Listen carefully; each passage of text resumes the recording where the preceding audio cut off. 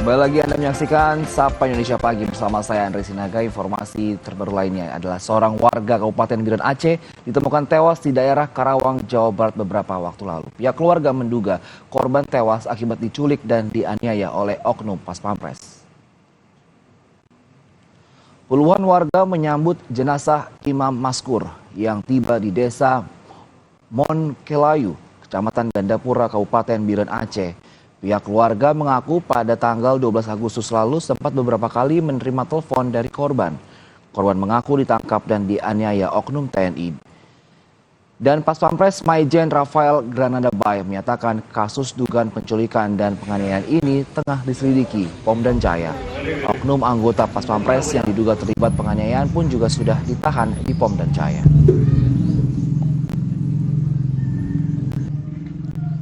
Melalui keterangan tertulis pada Kompas TV, dan Pas Pampres Maijen Rafael Granada Bay menyatakan Pom dan Jaya sedang melaksanakan penyelidikan terhadap dugaan keterlibatan anggota Pas Pampres dalam tindak penganiayaan. Anggota Pas Pampres yang menjadi terduga pelaku penganiayaan pun saat ini sudah ditahan di Pom dan Jaya dan untuk diambil keterangan dan untuk kepentingan penyelidikan. Dan Pas Pampres juga memastikan jika anggotanya terbukti bersalah akan diproses sesuai hukum yang berlaku. Dan untuk mengetahui informasi terkini terkait tewasnya warga Biren Aceh yang diduga diculik dan dianiaya anggota Pas Pampres, kita sudah berhubung dengan jurnalis Kompas TV Zikri Maulana di Aceh. Selamat pagi Zikri. Selamat pagi, Andri. Bagaimana sebenarnya kronologi awal kejadiannya yang diterima oleh pihak keluarga hingga korban tewas? Ya, baik, untuk kronologinya sendiri, pertama kali diungkapkan oleh sepupu korban pada tanggal 12 Agustus lalu, begitu. Di daerah Ciputat Timur, Tangerang Selatan, para pelaku ini langsung membawa korban, begitu. Kemudian tidak lama setelah itu korban menelpon sepupunya yang juga merupakan saksi ini mengatakan bahwa dirinya telah dilakukan penganiayaan gitu terhadap korban, begitu Andri. Kemudian para pelaku ini juga mengirimkan video kepada sepupunya si korban yang juga merupakan saksi. Dalam video tersebut terlihat Imam Maskur yang merupakan korban ini meringis kesakitan dan meminta kepada sepupunya tersebut agar mengirimkan uang sebesar 50 juta rupiah sebagai tebusan, gitu Andri. Kemudian hingga tanggal 14 Agustus 2023 saksi mengaku korban tidak dapat dihubungi lagi dan tidak kunjung pulang, begitu Andri. Kemudian bukti pembunuhan Imam Maskur ini juga diperkuat dengan foto berita acara penyerahan jenazah, begitu, yang diserahkan oleh polisi militer Pom-Dam Jaya pada tanggal 23 Agustus 2023. Dalam surat tanggal 22 Agustus tersebut itu tertulis adanya tindak pidana merampas kemerdekaan seseorang, pemerasan dan penganiayaan yang diduga dilakukan oleh oknum Pampres tersebut, begitu Andre.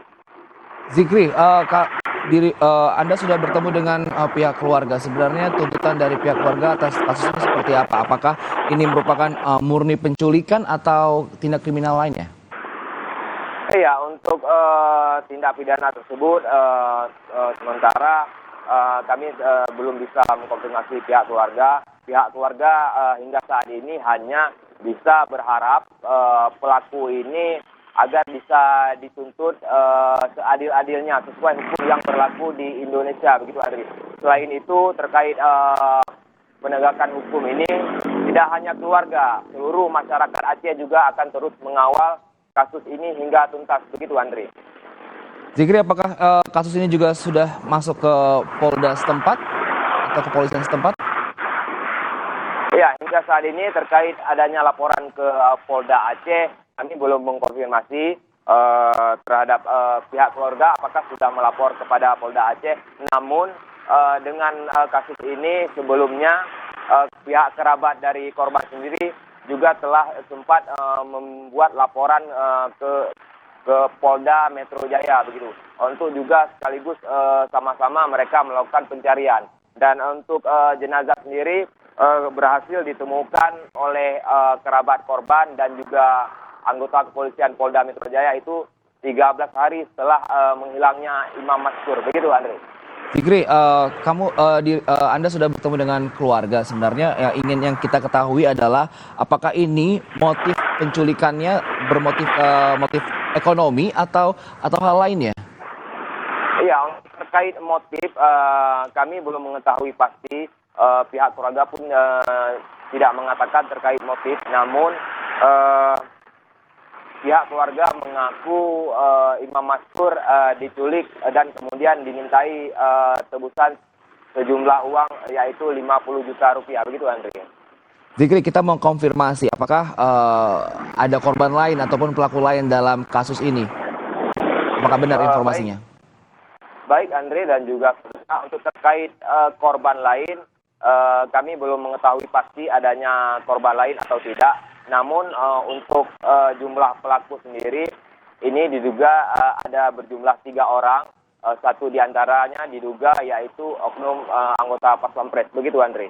Baik, terima kasih Zikri Maulana langsung dari Loksmawe Aceh. Dan kami akan terus mengupdate informasi dari Anda. Selamat bertugas kembali.